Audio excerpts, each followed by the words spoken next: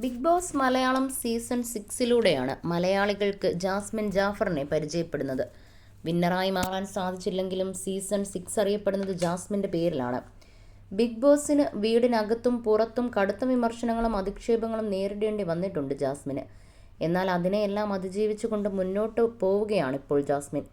ഇപ്പോഴിതാ തൻ്റെ 2024-നെക്കുറിച്ച് സംസാരിക്കുകയാണ് ജാസ്മിൻ. പോയ വർഷം തനിക്ക് സന്തോഷങ്ങളും സങ്കടങ്ങളും നിറഞ്ഞതായിരുന്നുവെന്നാണ് ജാസ്മിൻ പറയുന്നത്. 2024 എൻ്റെ നല്ലതും മോശവുമായിരുന്നു. 2022-ഉം 23-ഉം വന്നതും പോയതും അറിഞ്ഞിരുന്നില്ല. എന്നാൽ 2024 വന്നതും പോയതുമൊക്കെ ഞാൻ ശരിക്കും അറിഞ്ഞു. ജനുവരി തുടങ്ങുന്നത് എൻ്റെ സ്വപ്നങ്ങളും ആഗ്രഹങ്ങളും സാധിച്ചുകൊണ്ടാണ്. എൻ്റെ അത്തയ്ക്ക് കാർ വാങ്ങിക്കൊടുക്കാൻ സാധിച്ചു. ഒരുപാട് ആഗ്രഹിച്ചു വാങ്ങിയതാണ്. മുൻപ് വണ്ടി ഉണ്ടായിരുന്നയാൾക്ക് വണ്ടി ഇല്ലാതാകുമ്പോഴുള്ള വിഷമമായിരുന്നു. ഉമ്മയ്ക്ക് കമ്മലൊക്കെ വാങ്ങിക്കൊടുത്തു. അഭിമാനം തോന്നിയ സമയമായിരുന്നു. പിന്നെയാണ് ബിഗ് ബോസ് എൻട്രി. പിന്നെയുള്ള കാര്യങ്ങൾക്കൊക്കെ നിങ്ങൾക്കറിയാം. കുറേ മോശം കാര്യങ്ങളുണ്ടായി, കുറേ നല്ല കാര്യങ്ങളുമുണ്ടായി.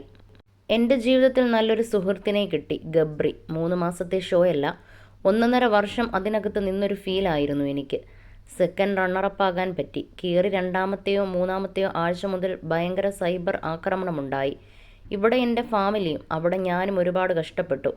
100 ദിവസം തികച്ചു. ആ കപ്പ് കയ്യിൽ കിട്ടിയപ്പോഴുണ്ടായ സന്തോഷം പറഞ്ഞറിയിക്കാനാകില്ല.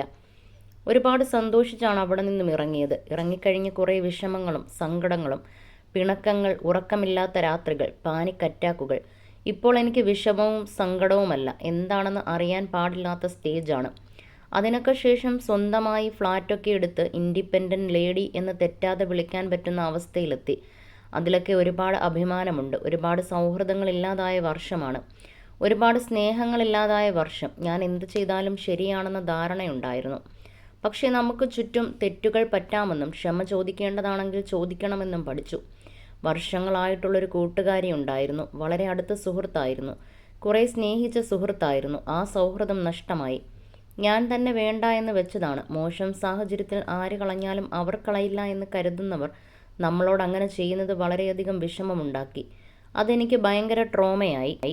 തിരികെ വരണമെന്നില്ല, പക്ഷെ വേദനയാണ്. അതിനുശേഷം എനിക്ക് ട്രസ്റ്റ് ഇഷ്യൂസ് ഉണ്ട്. ആരെയും വിശ്വസിക്കാൻ പറ്റുന്നില്ല. എക്സ്ട്രോവേർട്ടായിരുന്ന ഞാനിപ്പോൾ എക്സ്ട്രീം ഇൻട്രോവേർട്ടായി മാറി. വളരെ കഠിനമായ വർഷമായിരുന്നു 2024.